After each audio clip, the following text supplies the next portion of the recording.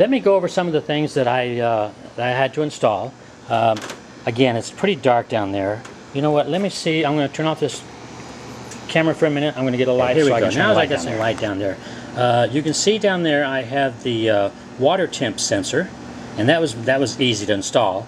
Of course, I had a water temp sensor in there already that controlled my electric fans. I have dual electric fans.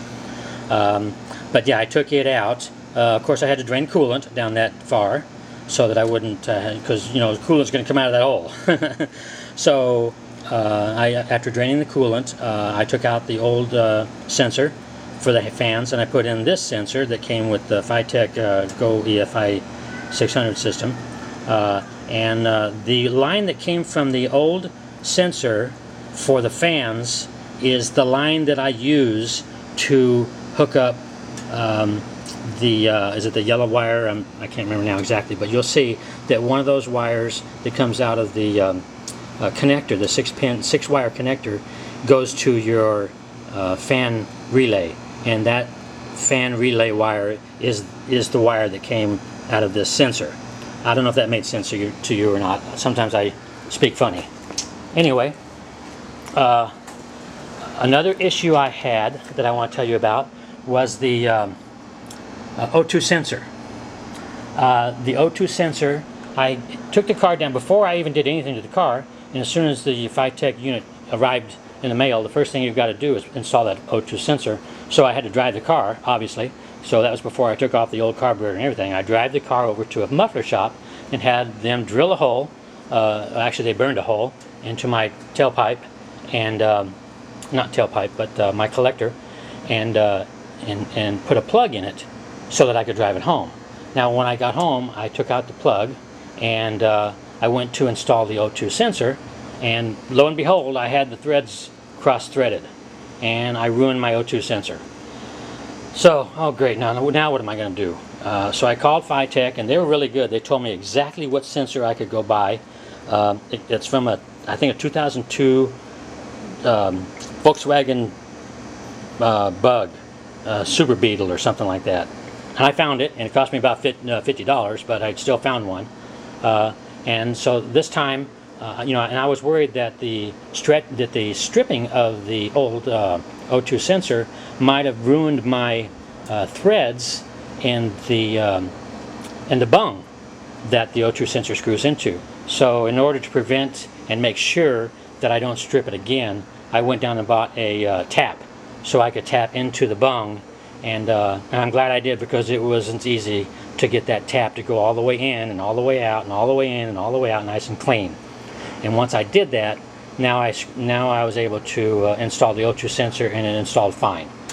So that was a relief. Kind of an expensive error, but it could have been worse. I don't know if you see or not, but one issue that I had with watching other people's videos is that their engine bay was, crowded with stuff. You see these guys in their Camaros and their Mustangs and stuff, and there's stuff everywhere. Well, I'm a kind of guy that likes to have things hidden. I have a smooth firewall. I have a lot of bling. I have wires hidden. You don't see wires hardly anywhere. And that's why I was kind of reluctant to get in the system in the first place, because I didn't want a whole bunch of wires. Well, as you can see, there's not a whole bunch of wires. In fact, there's 2 wires that go to the, there's 1 wire that goes from the unit to the command center, and that's the power wire. And I was able to run that down along the frame rail, and it's hidden nice and fine, and then it comes up on the back side, and you can't see it. So that's kind of like what I am all about. Is I like clean things. I like to gather up. I don't care about trophies at car shows, but yet I like to have people say, "Oh, that looks nice." So that goes there. Now, I think I'm almost done. One thing that the manual doesn't say is it tells you how to prime the command center. That's great, and it tells you that when you're ready to start it, it goes through a learning process at the beginning. It does not tell you how long that learning process is. So, and it doesn't tell you if you got to keep everything idle, or if you can give it some gas, or whatever. It doesn't say if you should be driving it around. I did not know. So I just let it idle, and again, I had no idea when it was done. So I just let it run and run and run, and figured, well, that should be long enough. So then I shut it off, and then I was able to drive it around. Everything seemed to be great until the next day. Well, I didn't actually drive it around the first day. I just started it and ran it and everything like that. Well, no, that's not true. I did start it and run it that evening, and it ran great. I mean, I was so impressed with this thing, you would not believe it. The next morning I come out and I can't get it to start.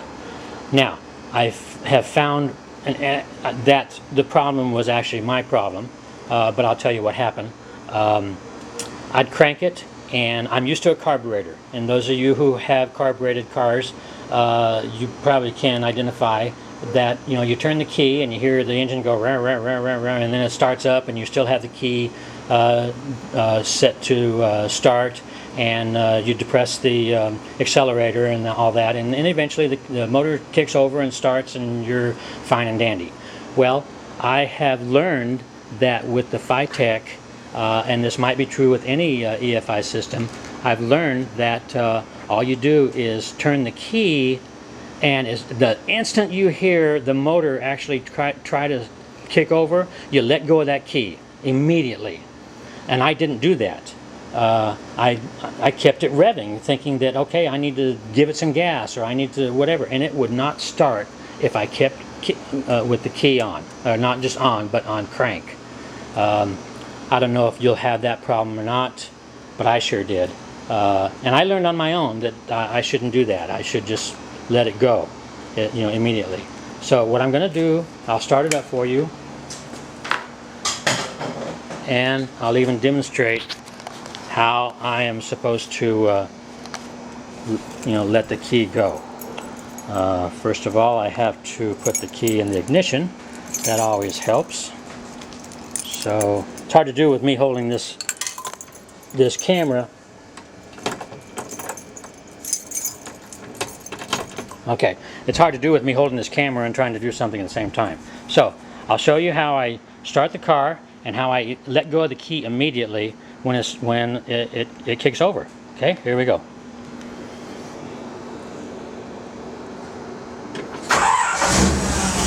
See that?